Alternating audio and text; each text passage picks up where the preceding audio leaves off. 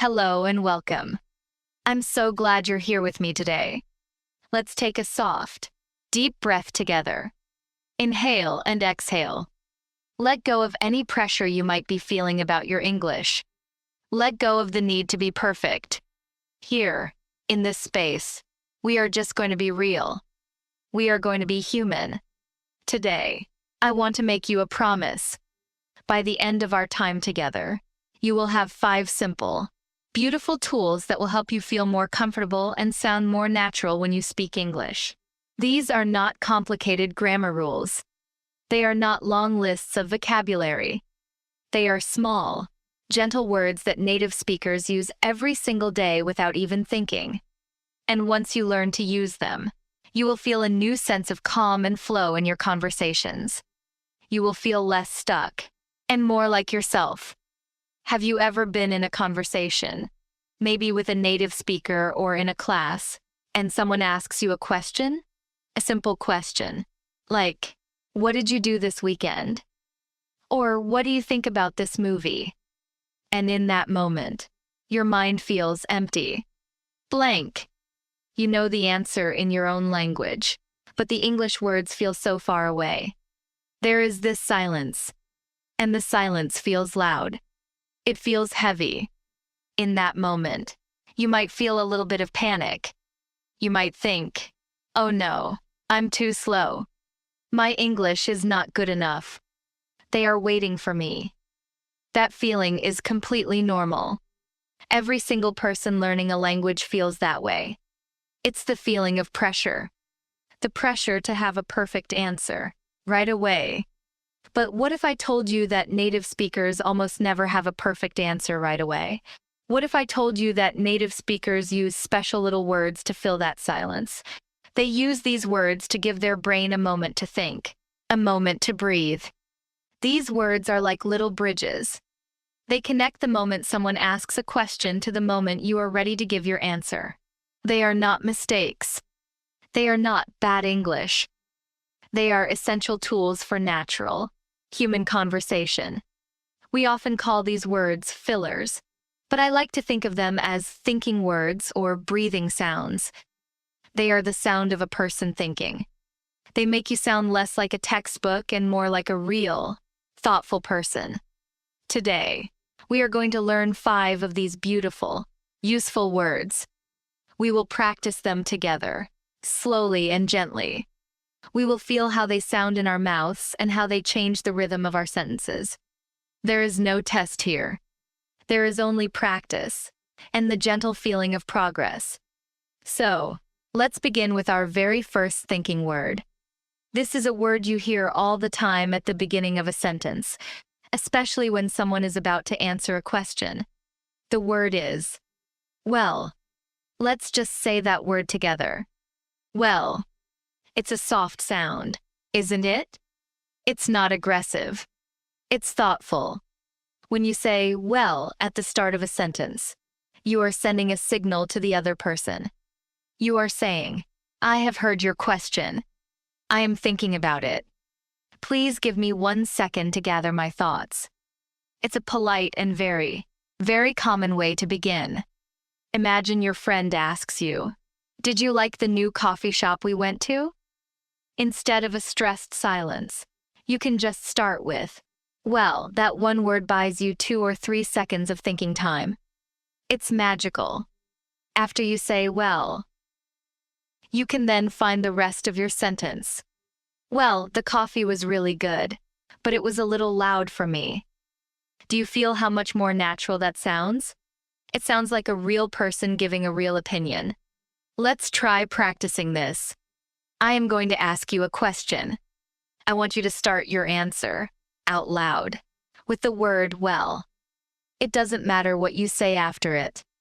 The first step is just to get comfortable using that little bridge. Ready? Here is the question. What is your favorite season of the year? Now, you answer. Start with well. Did you try it? Maybe you said, "Well, I think I like autumn the best." Or, "Well, summer is my favorite because I love the beach."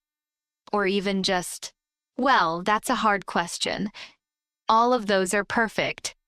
The well gives you a soft place to land. It makes the conversation feel less like an exam and more like a gentle exchange of ideas. Let's try another one. This time, let's practice the rhythm. When we say well at the start of a sentence, there is often a little pause right after it. It's like a comma you can hear. Listen to the rhythm. Well, I'm not sure. Well, let me think. Well, it was pretty interesting. Let's practice these together. I will say it, and then you say it. Try to copy the pause, the little moment of breath after the word. Repeat after me. Well, I'm not sure. Well, let me think. Well, it was pretty interesting. Wonderful. You are building a new rhythm in your speech. This is how fluency starts. It's not about speed. It's about rhythm. Let's imagine a little scene. You are at work. Your boss comes to your desk and asks, "Do you think you can finish that report by Friday?" You feel a little pressure. You need a moment to think about your schedule. Instead of saying or just being silent, you can use our new tool. Your boss asks, "Do you think you can finish that report by Friday?" You can answer, "Well, let me check my calendar. I think it should be possible." This sounds professional. It sounds thoughtful. It shows that you are taking the question seriously. Let's do a shadowing exercise with that dialogue. I'll be the boss, and you can be you. First, just listen. Boss, do you think you can finish that report by Friday? You, well, let me check my calendar. I think it should be possible. Now, let's try it together. I will say the boss's line, and then I will leave a pause for you to say your line. Try to feel the calm confidence that well gives you. Ready? Do you think you can finish that report by Friday? You say, "Well, let me check my calendar. I think it should be possible." How did that feel? It's a small change, but it can make a big difference in how you feel during a conversation. Now, I want to give you a little personal practice. Think about a movie you have seen recently, or a book you have read. It can be any movie, any book. Now, imagine I am sitting with you, and I ask you, "So, what did you think of it?" Take a moment, and then I want you to answer out loud, starting your sentence with, "Well, tell me one thing you liked or one thing you did not like." Don't worry about perfect grammar. Just practice starting your thoughts with that gentle word. Go ahead. I'm listening. Maybe you said something like, "Well, the story was a little confusing at first, but I loved the ending." Or, "Well, it was one of the best movies I've seen all year." Whatever you said, I hope you felt that little bit of extra space, that moment to breathe and think. That is what well does for us. It's a gift you can give yourself in a conversation. This is our first tool, and it's a powerful one. It's a signal of thoughtfulness. And as we continue our journey today, we'll see how this first tool can connect to others, creating a beautiful, natural flow in your speech. You are already doing so well. Let's take another gentle breath and get ready for our next thinking word. Just as well gives us a moment to begin, our next word helps us create a connection with the person we are talking to. It's a word that native speakers use constantly, sometimes without even realizing it. This word invites the other person into your world, into your thoughts. The word is, "You know?" Or sometimes, just "you know." This little phrase has a few different jobs. One of its main jobs is to check if the other person understands you or shares your experience. It's like saying, "Are you with me? Do you understand what I'm trying to say?" Let's imagine you are telling a story about a frustrating day. You could say, "The bus was late, and then it started to rain really hard, and I didn't have my umbrella. It was just one of those days, you know." When you add "you know" at the end, with a rising intonation, like a question, You are looking for agreement. You are looking for a nod. You are hoping the other person will say, "Oh, I know exactly what you mean. I've had days like that." It creates a bond. It turns a monologue into a shared experience. Let's practice the sound. When it's a question, it goes up at the end. Repeat after me, you know? It's just one of those days, you know? It's so hot in the summer here, you know? Good. Now, sometimes we use you know in the middle of a sentence. When we do this, it's not a question. It's more of a pause, a moment to find the right word. The intonation is flat. It doesn't go up.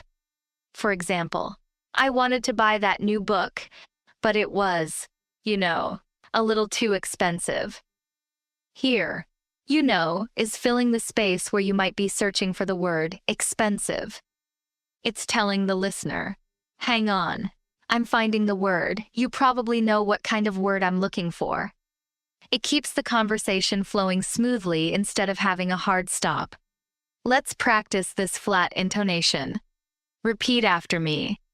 It was, you know, a little too expensive. She has this, you know, amazing talent for painting.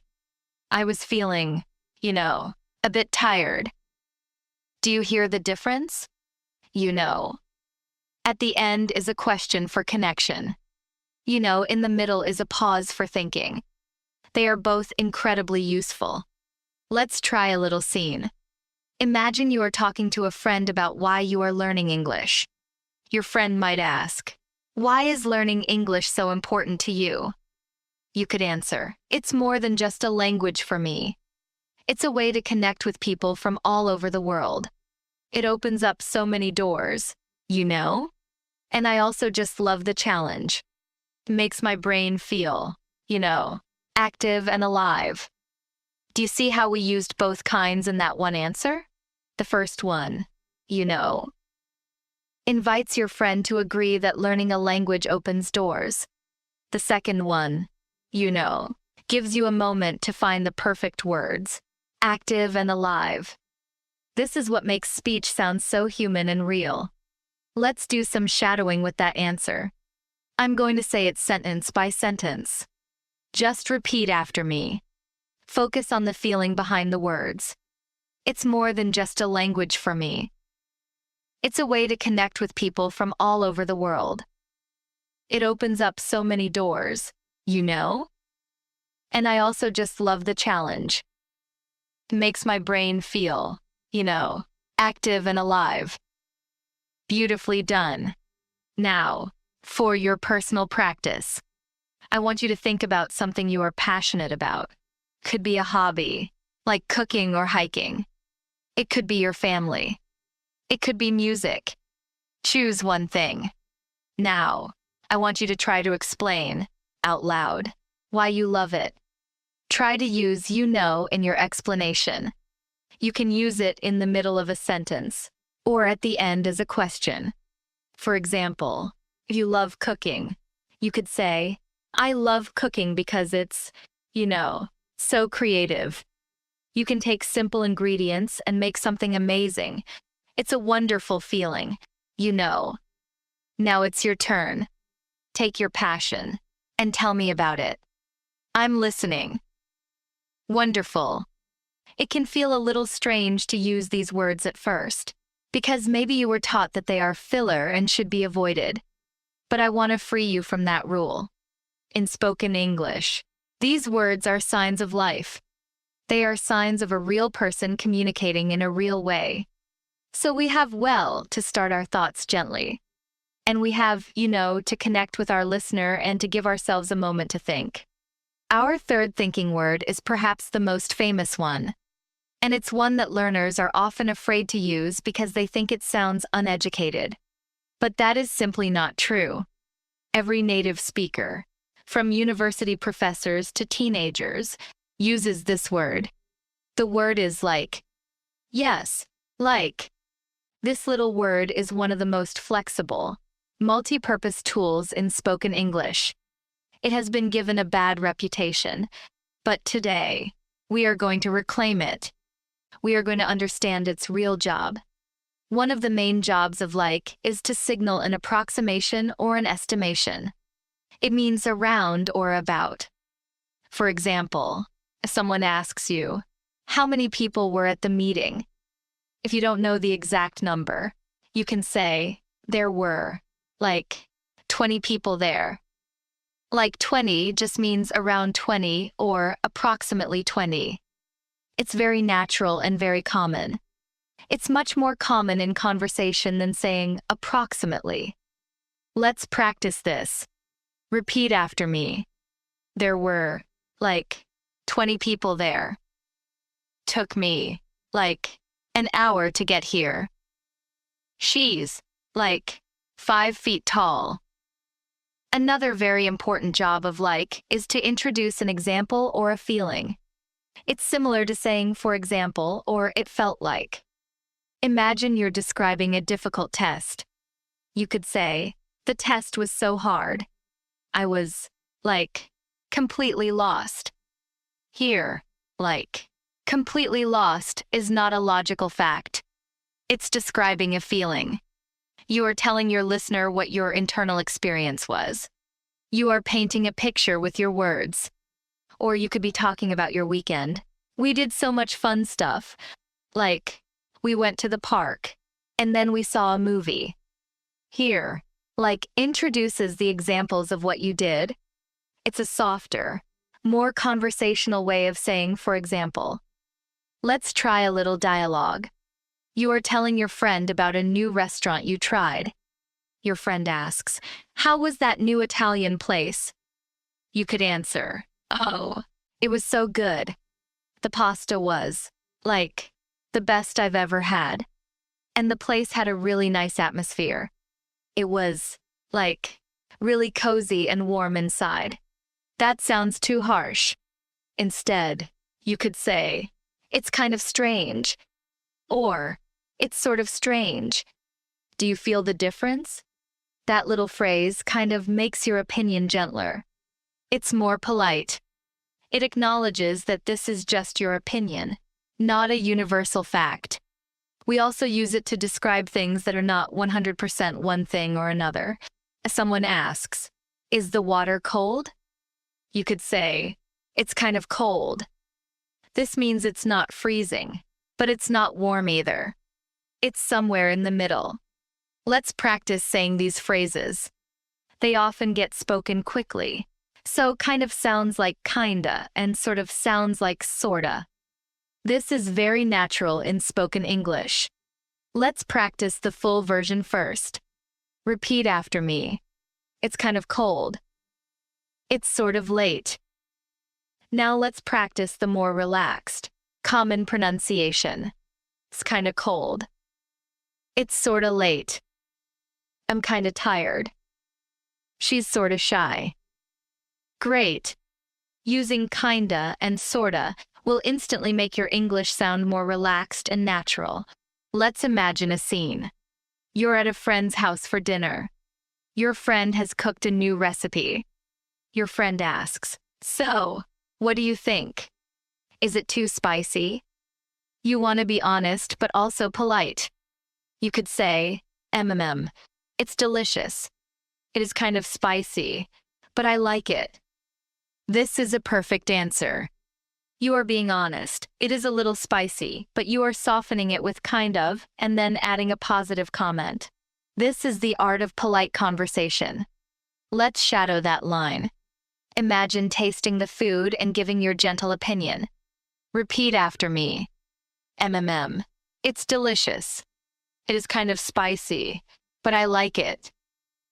Wonderful. Kind of and sort of are also great for expressing your feelings when you're not completely sure what you are feeling.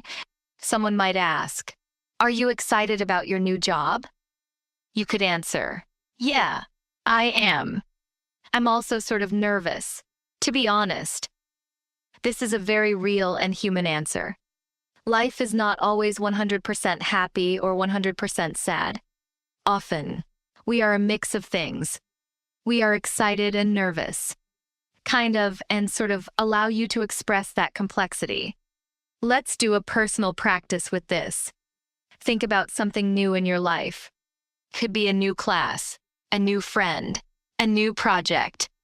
Now, answer this question out loud. How do you feel about it? Try to use kind of or sort of in your answer to express a mixed or uncertain feeling. For example, I'm kind of excited, but also a little overwhelmed. Or, it's sort of difficult, but I'm learning a lot. Take a moment and answer for yourself. You see? These little words help you tell the whole story, not just the simple version. They give your English more nuance, more heart. So today, we have learned 5 incredible tools. Well, to begin our thoughts. To create connection. Like, to give examples and express feelings. To clarify our true meaning. And kind of slash, sort of, to soften our words and be more gentle. These are not just fillers. They are the texture of real, human speech. They are the sounds of thinking, feeling, and connecting. Now, for our final practice together, let's try to put it all together. Let's see how these words can flow in a single, natural conversation. I'm going to tell you a short story. It will include all 5 of our thinking words. First, just close your eyes and listen. Listen for the rhythm, the pauses, the little words that make it sound real. Here is the story. So, my friend asked me if I wanted to go hiking last weekend. And, well, I was kind of tired from the week, But I said yes anyway. The hike was, really steep at the beginning. I had to stop to catch my breath a couple of times. But the view from the top, wow. It was, totally worth it. It made you feel so small and peaceful, It was just a great day. Did you hear them all? We had, well, kinda, and It didn't sound strange or wrong, did it? It sounded like a person telling a story. Now, let's do one final, slow shadowing practice with this story. This is your chance to feel all of these tools working together in your own voice. I will say one part, and then I will pause for you to repeat it. Let's go slowly. No pressure. So, my friend asked me if I wanted to go hiking last weekend. And, well, I was kind of tired from the week, But I said yes anyway. The hike was, really steep at the beginning. I had to stop to catch my breath a couple of times. But the view from the top, wow. It was, totally worth it. It made you feel so small and peaceful, It was just a great day. You did it. You have just spoken a piece of natural, flowing English, filled with the real texture of conversation. I hope you feel proud of that. As we come to a close today, I want to leave you with a final thought. Learning to speak a new language is a journey of courage. It's about being willing to show up, even when you're afraid of making mistakes. The words we practice today are not mistakes. They are your friends. They are here to help you when you feel stuck. They are here to give you time. They are here to help you sound more like you. Your homework, if you choose to accept it, is very gentle. This week, I want you to choose just one of these thinking words. Maybe it's well, or maybe it's kind of. Just one. And I want you to try to use it just once in a real conversation, or even just when you are speaking to yourself in English. Feel how it changes your speech. Notice the extra moment of breath it gives you. Progress is not about learning 1,000 words in one day. It's about integrating one small, new thing into your speech, and then another, and then another. You are doing a wonderful job. You are showing up for yourself and for your dream of speaking English with confidence. And that is the most important thing. Thank you for practicing with me today. Be kind to yourself. and remember that every word you speak is a step forward. I look forward to our next time together.